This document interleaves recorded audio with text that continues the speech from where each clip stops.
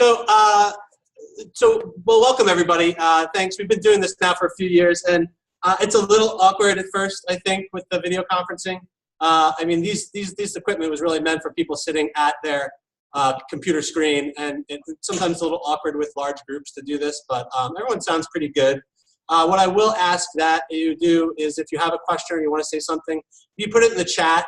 I could get to it there for sure, but hopefully some of you will speak as well if you have the opportunity to do that at your site, and we can hear you when we have questions. I know Matt's planned a pretty interactive presentation today, so it's not just going to be him talking at us for an hour, which is no surprise if you know Matt.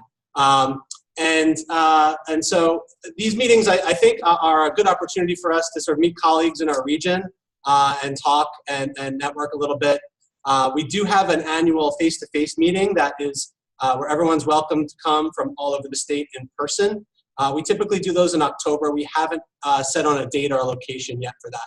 We do try to find a location that's relatively central to everybody, but as you know, that's tough to do in New York State. If you're unable to make that meeting, another opportunity to connect with others who do faculty development in SUNY is through Workplace. I know some campuses are still not quite there yet and logging into Workplace. If you're not familiar with what Workplace is, it's basically Facebook for institutions like SUNY.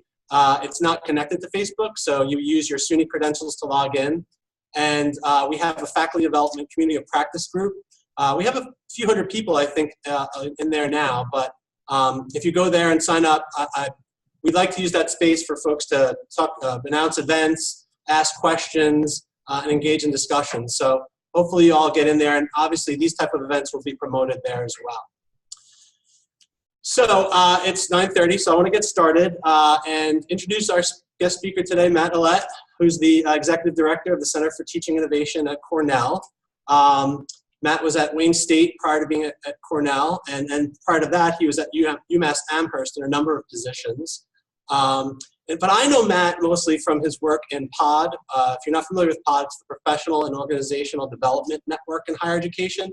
So POD is pretty much the place for faculty developers to go and learn about from other faculty developers and network and that sort of thing. The annual POD meeting is in October or early November. I think this year it's actually in early November, or actually late November in Portland, Oregon this year. And I got to know Matt first about over 10 years ago now at the Institute for New Faculty Developers. Matt was one of the faculty. And I always associate him with being one of the nicest people and most approachable and engaging people in faculty development. He has a super long vita and he's super accomplished, but he's just a super nice guy. And he's always willing to talk or share something. And when I heard that he was announced as the Cornell's director, I was like, all right, we got a good one in New York State. So, and then I immediately asked him to do something for me. So, so all these platitudes I'm throwing out there, all these compliments are, I do expect them to bear some fruit. So I think they will today. I think you'll hear a lot of great things, and he's got some, like I said, an engaging presentation prepared for us. There are handouts. I have some here for our site. So hopefully those of you, I did send them to the site coordinator, so hopefully they printed them out. If not, I'm sure we can manage. So I'm going to mute myself now and turn it over to Matt and the Cornell.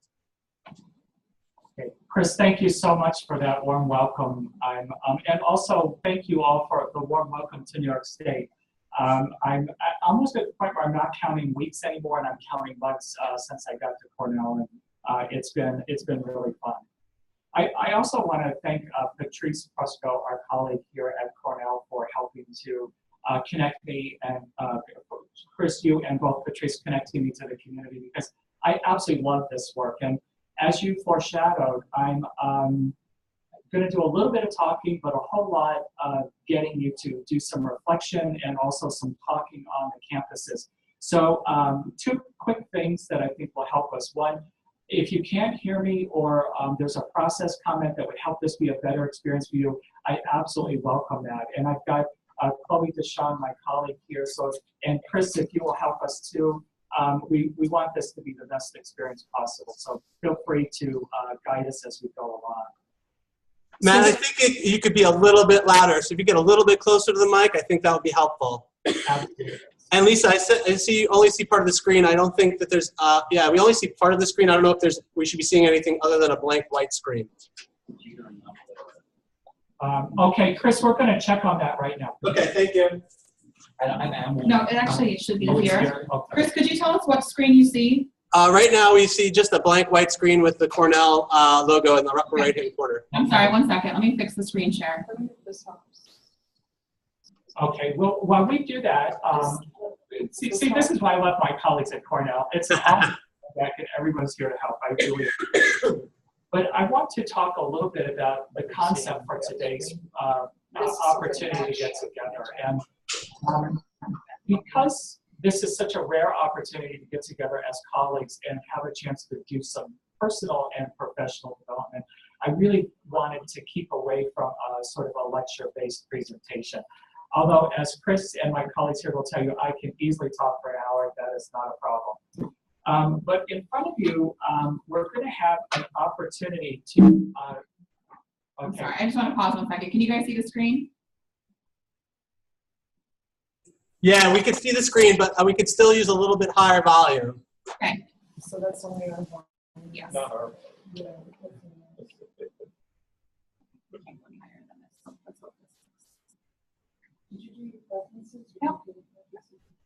Okay, Chris, how's that? Is that a little better? That's a little better, yep. Just Okay. Like your big room voice, Matt. Okay, I will. Okay.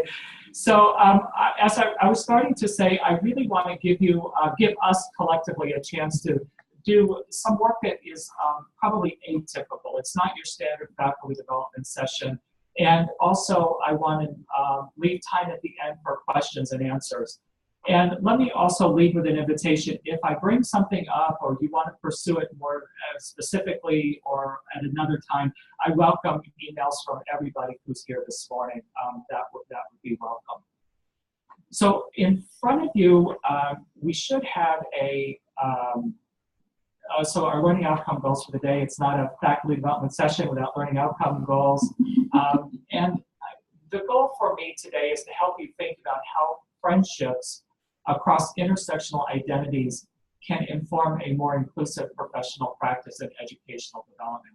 And I want to distinguish between professional friendships, sort of the things that the relationships that we develop in the context of our professional lives and our work lives, as opposed to personal friendships. And that we all, I'm sure, have a rich array over our lives of personal friendships. But I'm really talking about those relationships that are maybe not exactly mentoring, but maybe there's more mutuality to it. So it's not a top-down or a bottom-up kind of relationship, more a sitting side by side. There's a kind of mutuality to these relationships.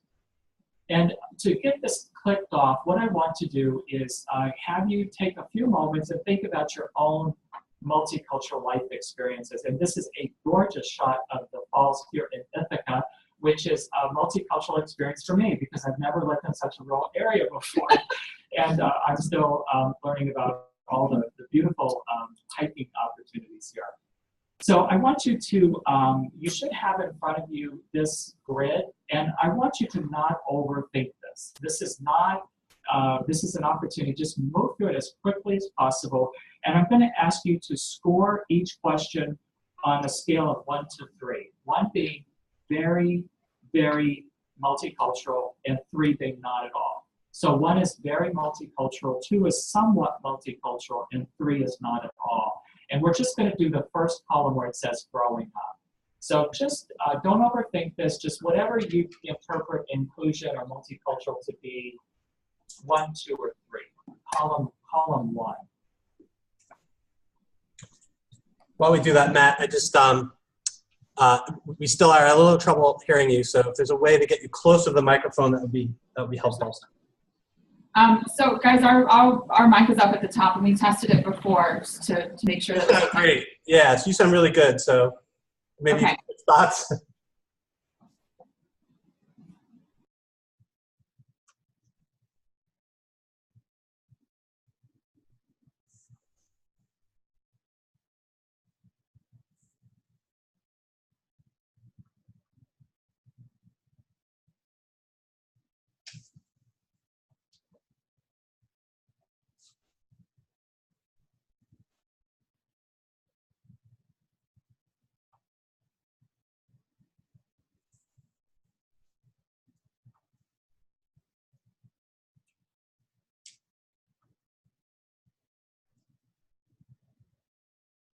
Chris, does this sound any better?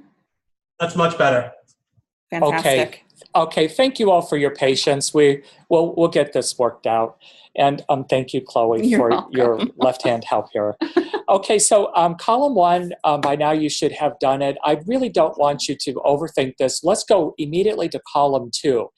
And of course, 1 through 4 are retrospective, but the constellation of who's in our family now may be different than the constellation of people who were in it when we were growing up. And so there might actually be some differences around social identities today. So again, rethink this on a scale of 1 to 3, 1 being very diverse, 3 being not at all.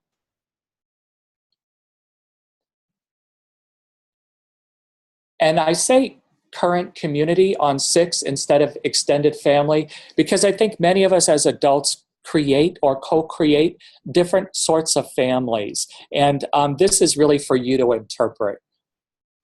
And when I say on 8, your first work experience, I really mean postgraduate, like that first time right out of your undergraduate program. And then, of course, your current workplace. And civic groups or social groups, again, that's a wide net, just whatever is meaningful in your lives. And then for 10, under current friendships, I'm really thinking not just people that you would have a charitable or a generous relationship to on campus, but that you're actually really friends with. Like, I want to say that the marker for me is they've been to dinner at your house, or you've been to dinner at their house. That's a degree of a real marker for friendship. And again, these are not personal friends, but work related.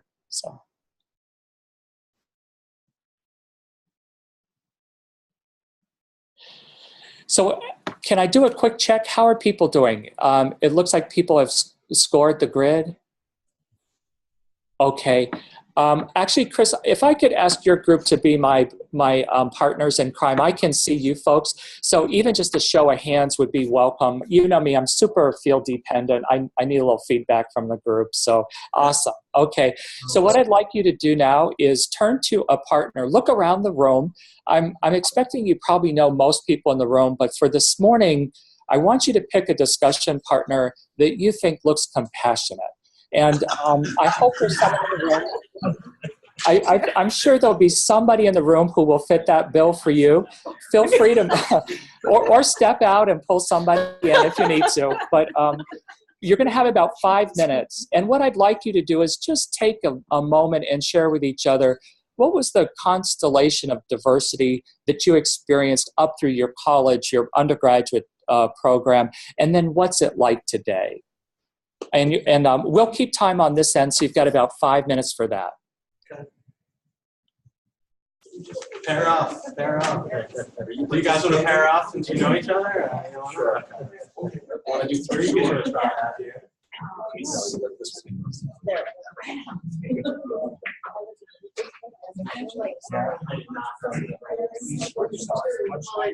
In my school, like from the suburbs, very white, and suburbs, Italian Catholic university. But so that was right in Schenectady. My grandmother lived. Cousins was very, it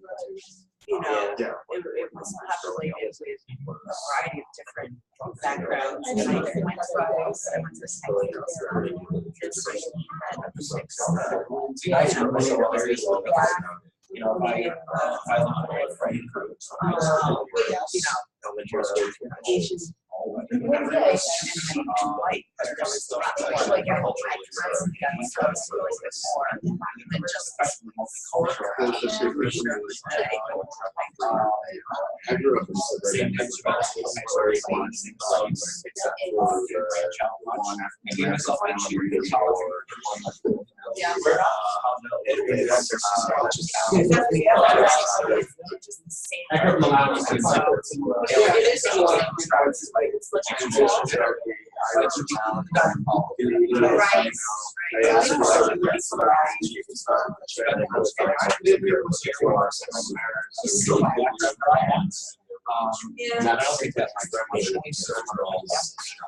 You know, that's where the change demographically.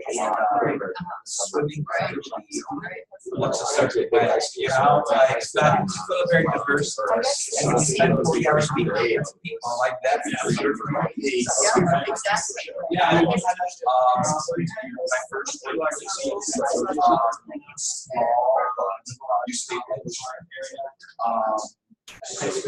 and there was more diversity there.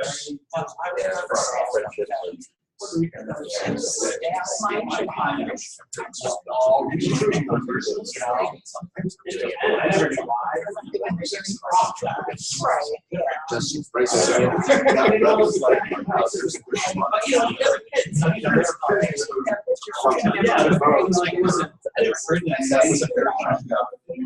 yeah, that's really what he was asking. That's one of my reasons. Because it was that was it.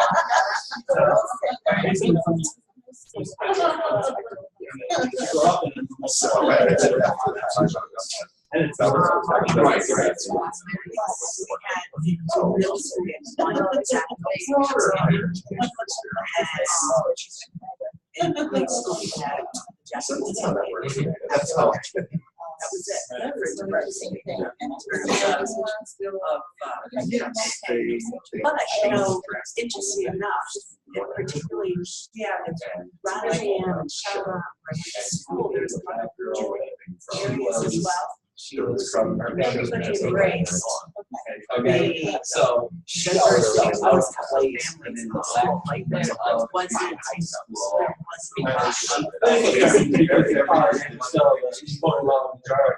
welcome to the city. So she talked about her getting and so things were right. Change, right? When it's like, that's just a really crazy.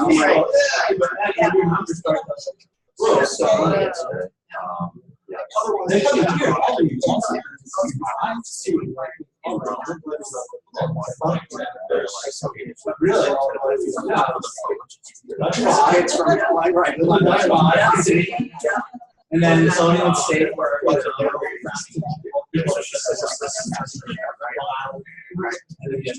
I don't know if they bruised us that way. I was so disillusioned because there was this whole all these great diverse places In a chart, but it's not communities coming together. It's not so segregated. It's like,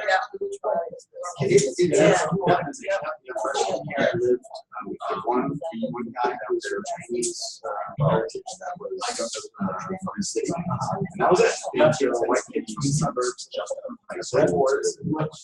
city council still live up there. No, Traditionally, no diversity except for maybe a professor. if you were outside there, you know, Very low diversity there. But a lot of two jobs. yeah.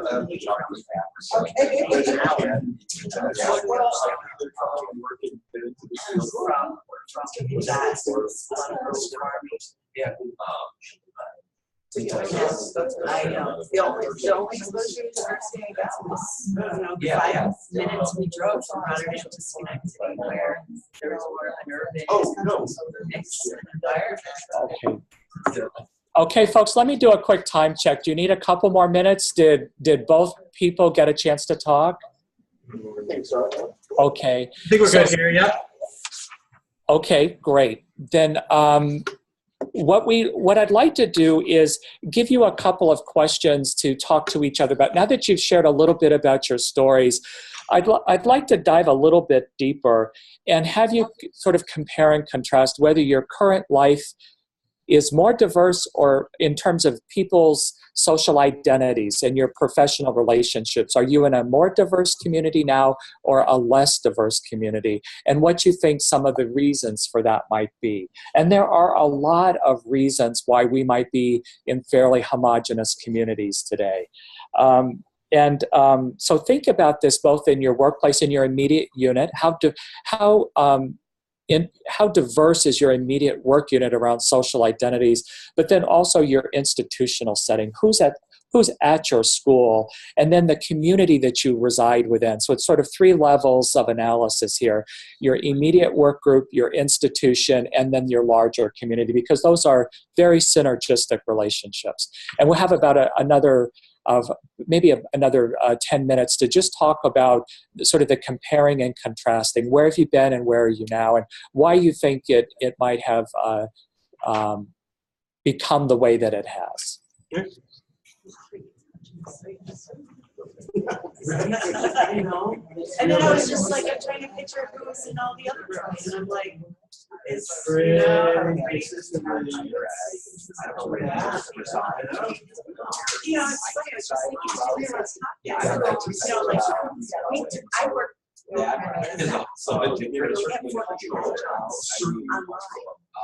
I don't typically see them face to face. Now with Skype, I'm starting to see, but I don't know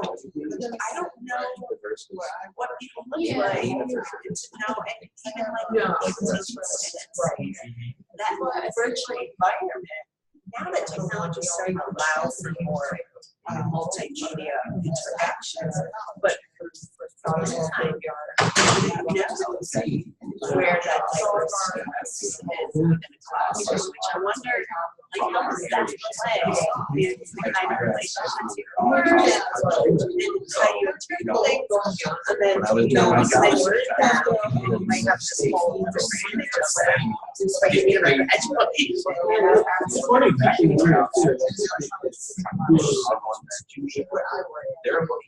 you're on the 6th country. Our meeting is what we're doing.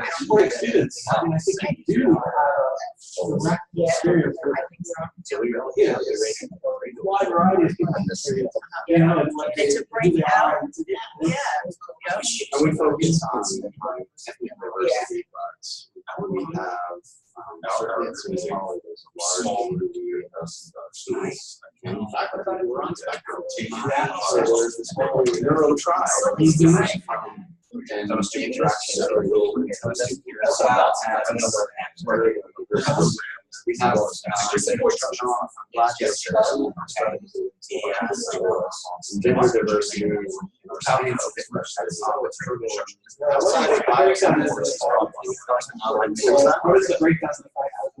it's really it's field dependent. So biology, it's 70% women. Physics, 20% engineering.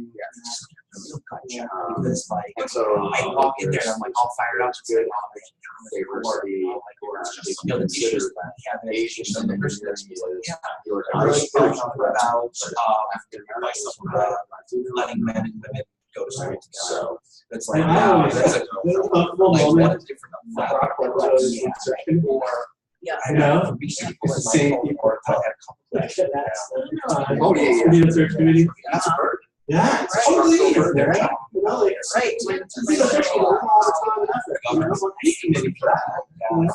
It's really like, I don't know what the answer is.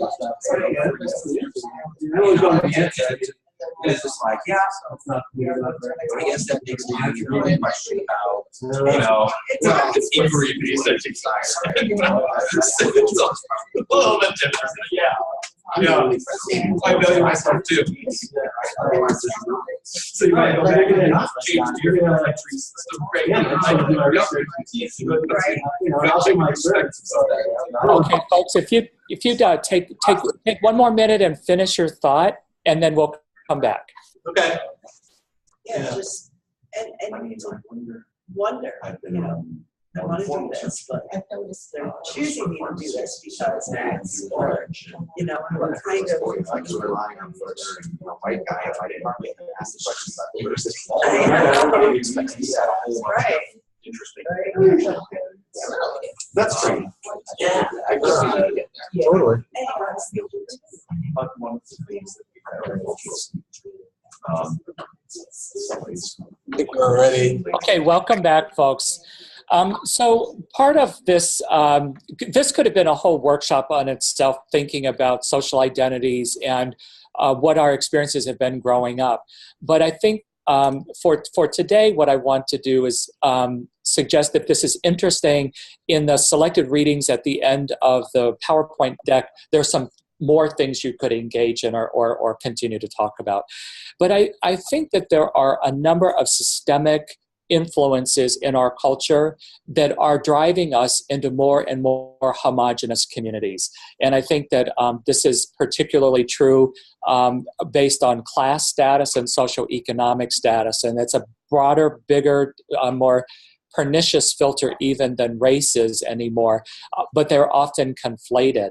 So by looking back at sort of the communities that we grew up in, what our important relationships were and our formative experiences were, it helps us, I think, to illuminate how prepared we are when we get in these moments where in fact there are opportunities to build deeper, more meaningful relationships with people across identities. And I want to normalize the fact that for many of us, we've grown up in very homogenous communities.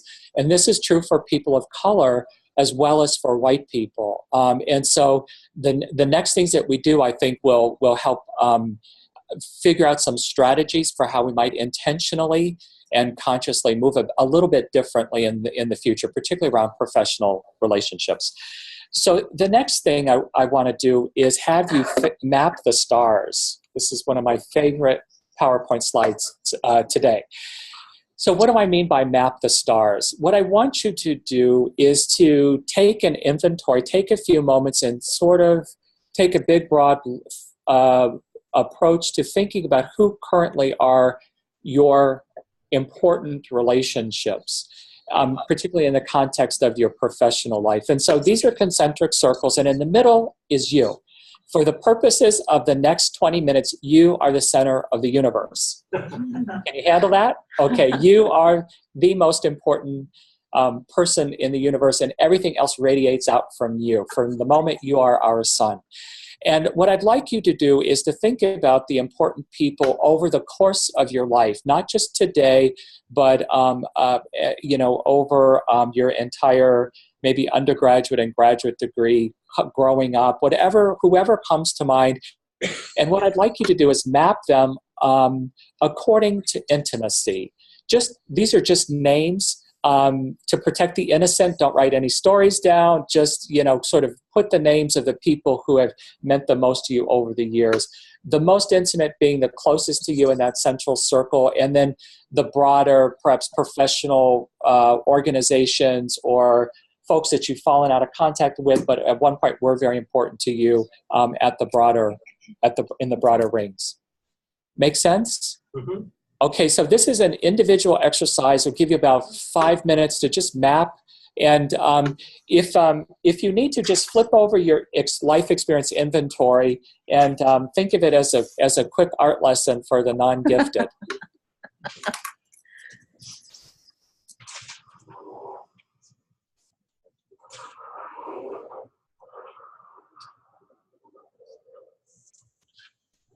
I'm not even trying to judge.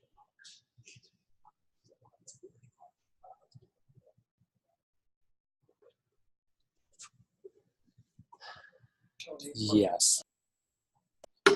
And sorry to interrupt, but I just want to be clear that we're really talking about your professional relationships. And you may or not characterize them currently as friends, but those that have been more or less important to you. But I'm talking about ones where there's mutuality. So not your dissertation chair.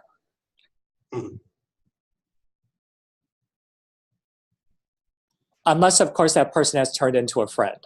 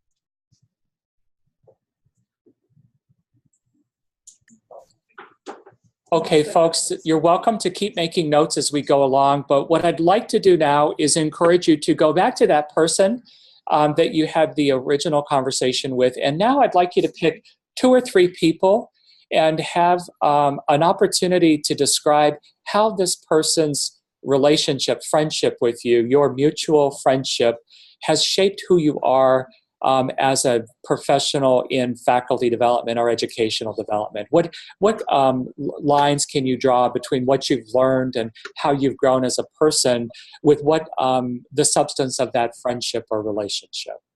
Make sense?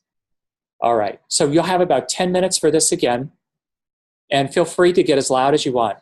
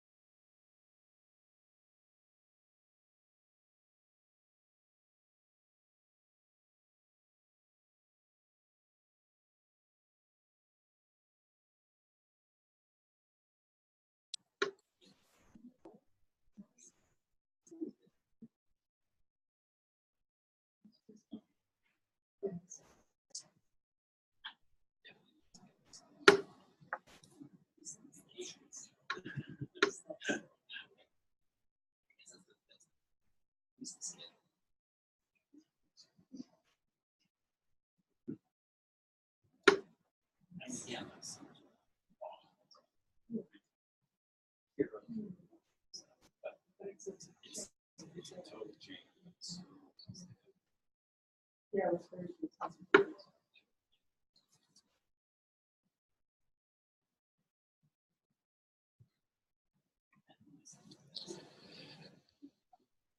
Folks, I want to give you a heads up. You have about 2 minutes left. And also, if you haven't done it yet, if you could make some notes to yourself about the traits or the attributes of these folks who've been so important in your formation, that I think that will be useful as well.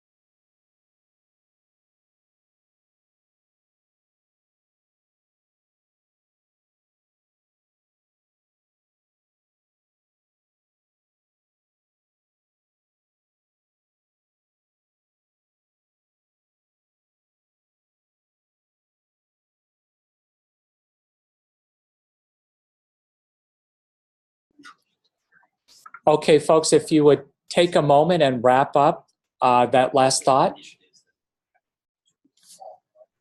Yeah, Ben.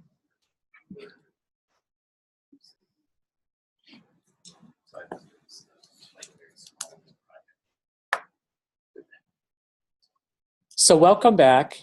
I hope that this is rich enough and interesting enough that you'll keep the conversation going in other ways.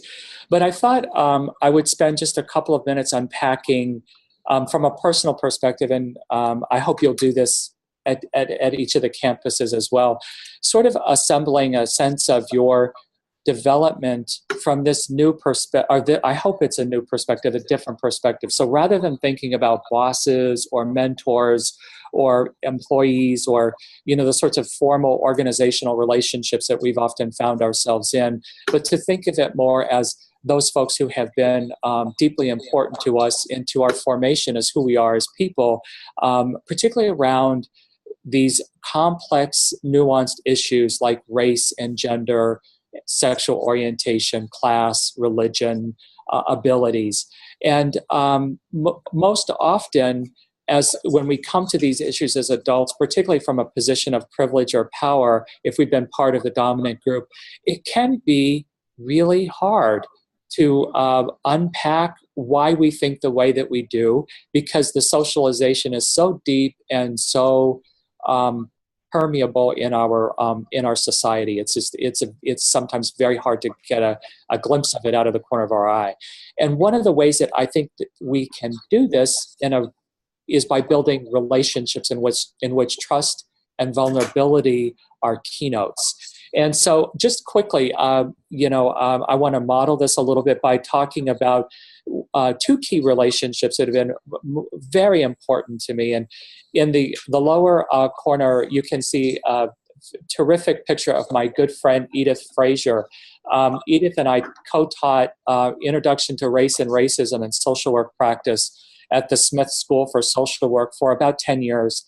And we taught 2 or 3 classes together every summer. And it was about, 6 weeks into the first time we taught when I realized this is going to be a whole new kind of relationship. And it was both because we were an interracial teaching team and we had an interracial group of students, but we were also given a sort of special permission to talk about implications of race because of the curriculum. And over time, I realized I learned so much more than any of my students could possibly have just by sitting in companionship with Edith for all of these rich and extended conversations, getting ready to teach, teaching, and then debriefing afterwards.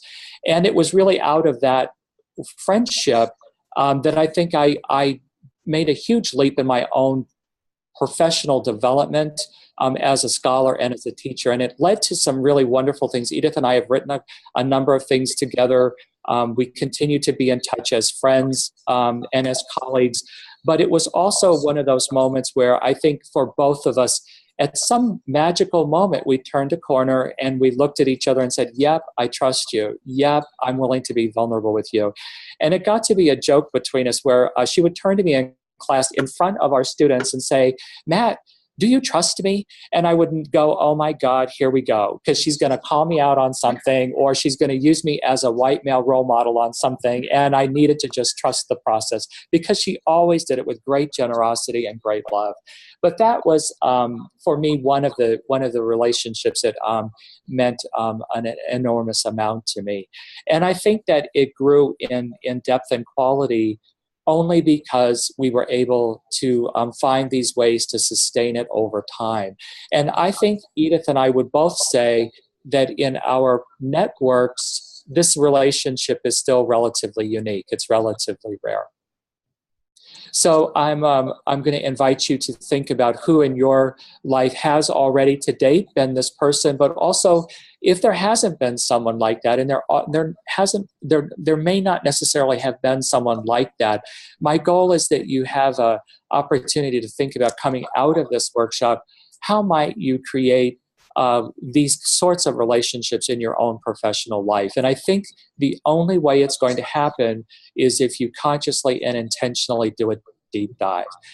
For example, at Smith, Edith and I had many opportunities to co-teach with a whole range of other people, and we kept coming back to choosing each other as teaching partners. And I think that was a mutual decision, and one that I think we both are enormously happy that we made. But there was consciousness and intentionality to it, because I think so many ways in our American society, there are so many attributes that can propel us away from each other. It's sort of like the opposite of magnetism. There's so many things that decelerate these relationships.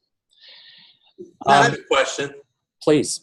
So we were talking a lot in our group about, because when you said, when you're talking about these folks who are in your life, and they're friends and colleagues, and imagine that you would invite them for dinner. We talked a lot about keeping our personal life and our work life separate, and that there is a degree that that's sort of a healthy thing to do sometimes, that you have to kind of say, all right, I need to leave work behind. However, I think I think, at least I'll speak for me, I buy into what you're saying here, and I think, some of the best colleagues, most important colleagues in my career have been those who I'm friends with as well. So you just spoke about your collaboration and teaching. I mean, it seems to me, and just I'm asking, I guess, for confirmation, that a good step is to actively seek collaborators in the work that you're doing in your institution, and then the more kind of personal stuff, the going out to dinner or getting a cup of coffee or a drink will follow. Is that the kind of what you're suggesting here? It seems like that. Chris, that's exactly right. And as you'll notice, our colleague Pat had to dash out because he has a job. So I know other people will have to do that too. I think that's exactly right, Chris. And one of the things that I want to acknowledge and confirm is that we need some appropriate boundaries in the workplace. Workplaces are not our families. And as a social worker, I'm super clear about that, and I like my colleagues to be clear about that too. And I do think that there are some ways. For example, Edith, for much of her career, was at a small, historically Black college in Alabama at Oakwood College. And we met in the summers and taught through the Smith program, and didn't really see much of each other beyond that, other than at national conferences. So our relationship really built out of a common task, something that we were both deeply invested in and wanted to see go well. The other attribute of the relationship is its very shared authority. So Edith is a PhD in social work, and I'm not, but I was a unit supervisor for a child protective services unit, and she has not done that kind of social work before. So we came, and I had a PhD in multicultural organization development, which was a major thread in the course that we taught. So we came in with very similar levels of authority, if you will, or equal levels of investment, and also a very level playing field in terms of being colleagues. And I think that those are attributes that I think can be really helpful. Edith and I never worked in this, the same campus, and I think a little bit of distance might be actually what helped. We were able to so have some focused time together, and then walk away and have some diffused time together to make sense of what we were doing. I think we can replicate this in our lives as educational or faculty developers by thinking about who you present with at conferences. Who do you write with? Who's your writing partner? Who's your presentation partner? Who do you, seek out when you're in those moments where you get to choose which colleagues you want to do a deep dive on some project with. Are there other questions? I welcome those. Yeah, so feel free to put any other questions you have in the chat, or just jump in and. Okay. So the other thing that I wanted to note is that it's been so interesting to last weekend I was watching one of the news shows, which will remain nameless because I only scream at them. They make me enormously angry.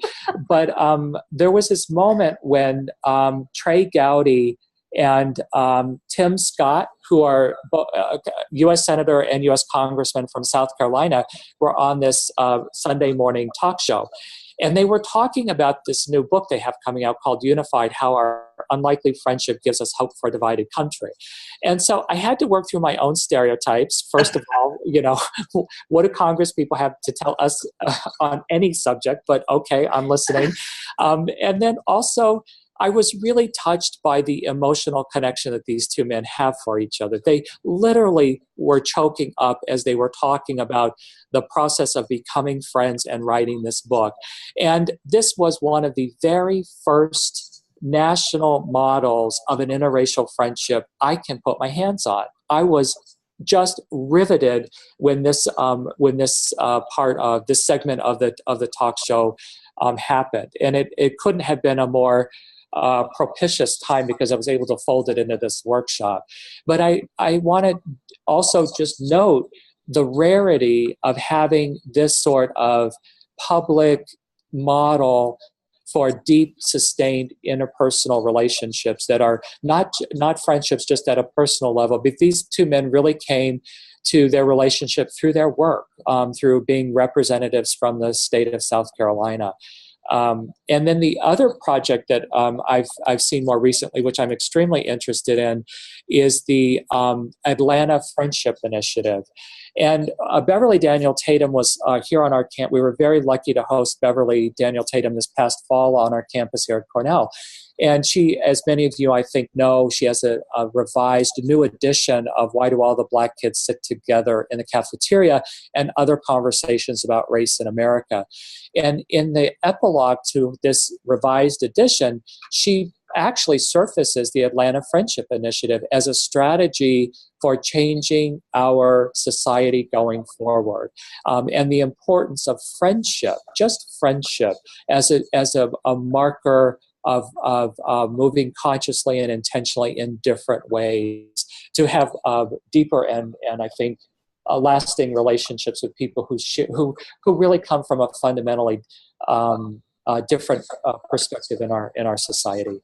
So those were two things that I galvanized me in some, I think, really important ways and got me thinking about sort of how we have this conversation. And I want to give you a couple of minutes to go back to your dyad, and I'd like you to think of other models.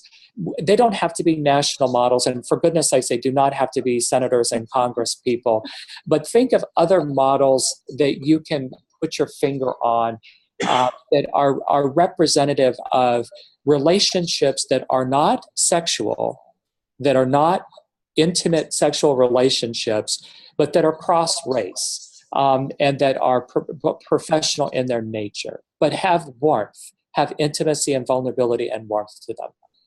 And please write it down because I want to hear about it. You have about 5 minutes for this. Yeah. What? Matt, could you just do a little bit more explaining for this prompt? Sure. So Yeah. one of the things that we know in learning and in course design is seeing models can be really useful. And so really what I'm asking you to do is just, scroll back through your own lived experience and see if you can highlight some models of interracial relationships that you think have these qualities, where there's clear, genuine affection, there's clear a degree of intimacy or closeness, if you will, but that are not relationships that are across gender or even same gender, but that are sexual relationships. Because in American society, the one box we have for interracial relationships is that they're of a sexual nature. And believe me, I could tell you stories all morning about the kinds of experiences Christine Stanley and I've had traveling across the United States together when we do workshops and talk. People always think that we're married, which I think is hilarious because neither one of us would ever marry the other person, but that's how people make sense of it. So what I want to do is begin to stoke the fire of finding other examples. Okay, thanks.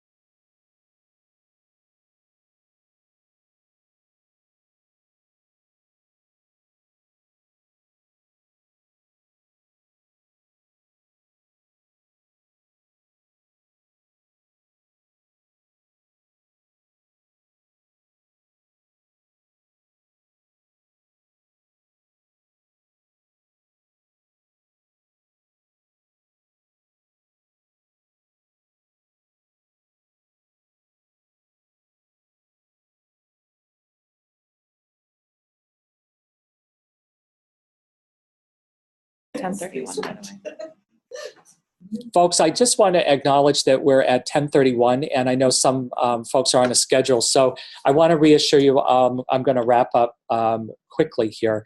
But if, in fact, there are any examples, I would love it if people could share them. What came up?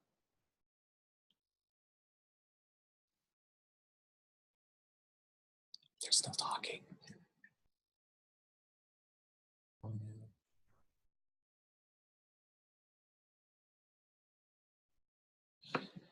So my invitation is to think about who you'd like to invite into your life.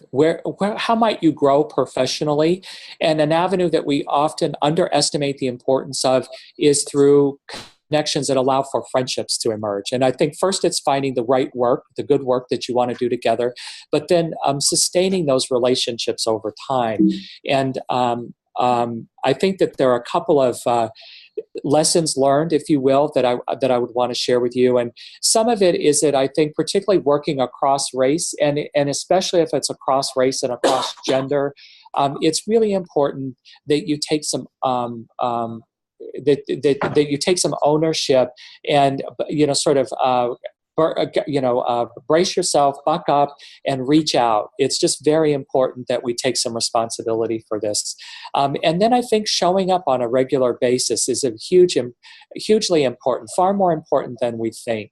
And then I really want to underscore, I don't think you need to know everything about each other before the relationship starts. And this is one of the things that I think was the biggest gift for me, was learning to ask more questions and just really getting comfortable with the posture of, tell me more about your life, tell me more about growing up, tell me more about what it's like to be at this institution for you, and not having a judgment or a commentary about that, but just taking it in and listening. And I think opening up and sharing honestly about your own experiences are really important attributes. They're not all that can be said, but I think they're important ones.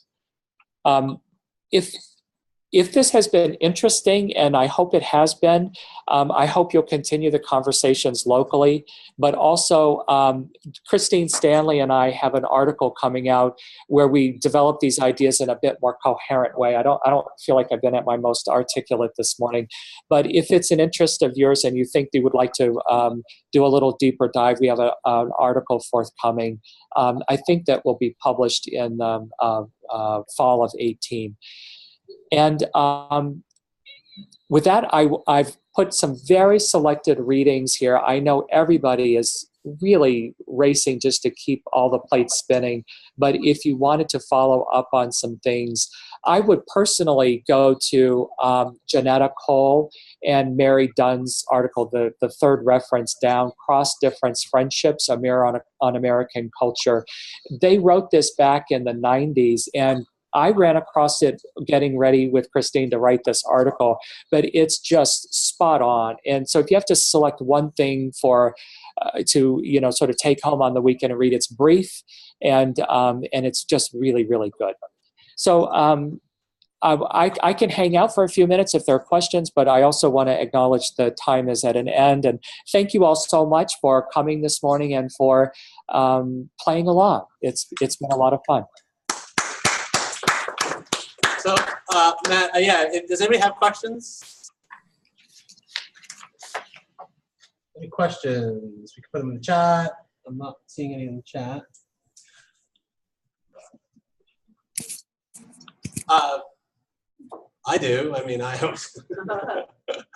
Well, one of the questions that we talked about was, so if you're actively seeking friendships, collaborators on your campus who are not like you, that maybe don't look like you, don't have the same background as you.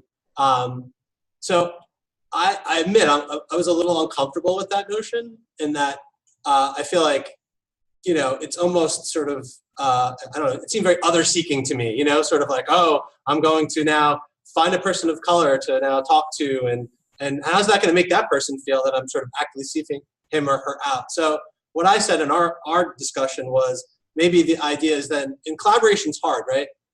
And typically I was saying I seek collaborators in work that I know I'll get along with. And Absolutely. that's been produced, and I look back at the people I've collaborated with, and yes, they do probably look a lot like me and have the same background as me. And so I was saying that maybe an approach that would work for me is to maybe just be open to all collaborators and not necessarily first think, oh, will this person be easy to work with? But instead think, okay, what possibilities might open up with collaborating with someone, and just keeping an open mind there and not sort of a closed mind like I probably have. So again, not really a question, but maybe just kind of a reaction to what you asked us. Sure. Sure. I have to say, I'm so grateful, Chris, that you said this made you a little uncomfortable, because that's my goal.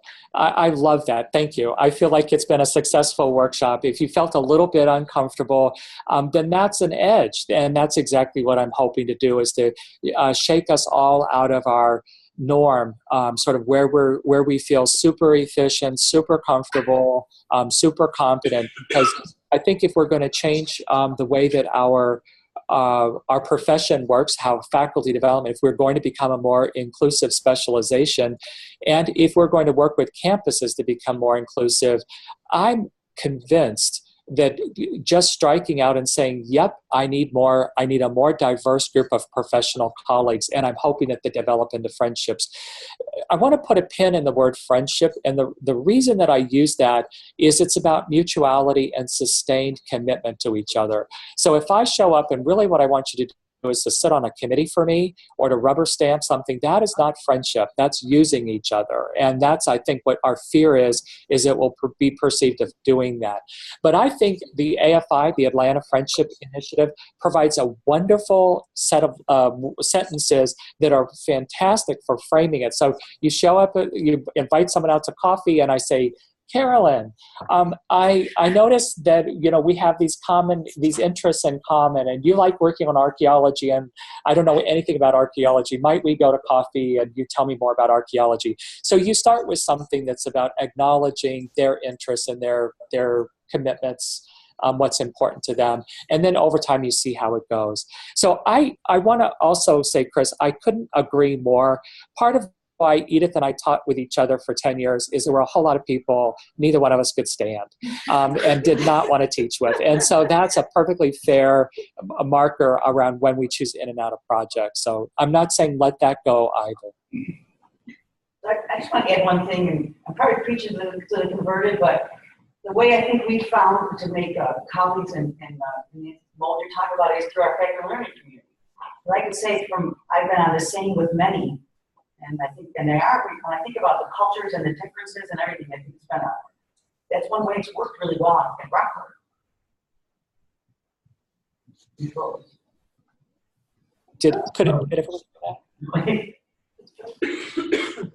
Could you repeat that? We had a little trouble on our end hearing it clearly, but it sounded like a great strategy, and I don't want to miss it.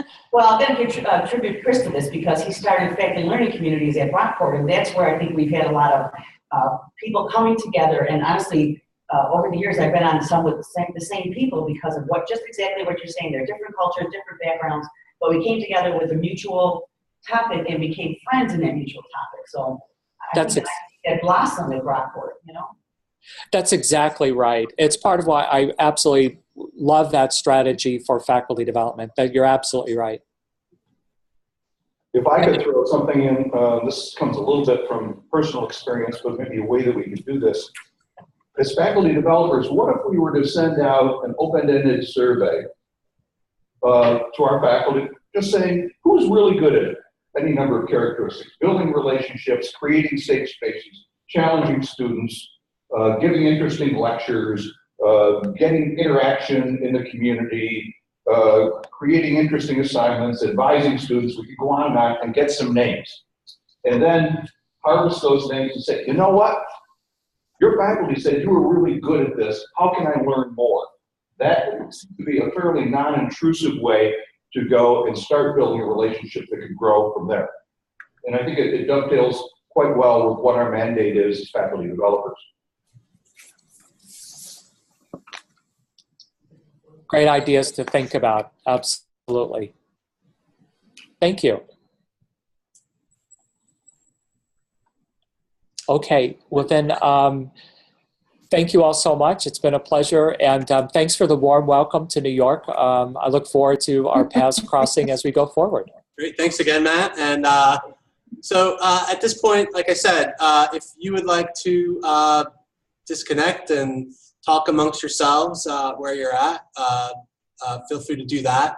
If you want to stick around and meet, I'll stay connected a little bit here.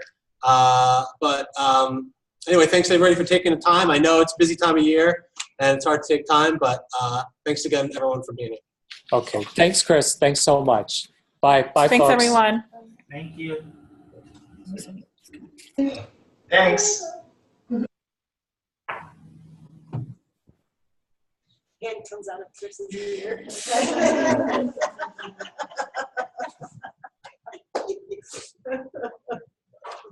don't know if anybody wants to, for sure, if anybody wants to stick around and do anything here. Unmute him, he's done. I'll mute us.